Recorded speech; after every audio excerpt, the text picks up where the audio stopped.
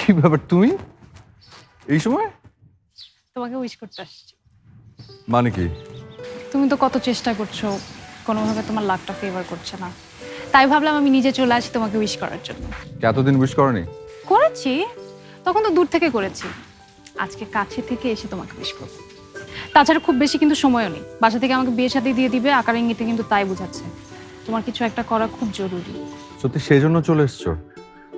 মানে আমার কাছে কিন্তু ভীষণ অবাক লাগছে। আমি তোমার জন্য আসিনি, আমি আমার নিজের ভালোর জন্য এসেছি। আর তাছাড়া সকাল সকাল আমার হাসি মুখটা দেখলে তোমার ইন্টারভিউটা এমনি ভালো হবে। হাসছো কেন? কারণ তুমি ঠিক বলছো, আজকে আমার মিটিংটা সত্যি ভালো যাবে। এখন আমাকে হাসি মুখে বিদায় দাও, আমার দেরি হচ্ছে। আচ্ছা, তার আগে আমি তোমাকে দোয়া পড়ে ফু দিয়ে দিচ্ছি। হ্যাঁ, হ্যালো, ওয়ালাইকুম আসসালাম। Thank you so much. হ্যাঁ, দোয়া করো, বেশি বেশি করে দোয়া করো। হ্যাঁ, আর বাসার সবাইকে বলো দোয়া করতে।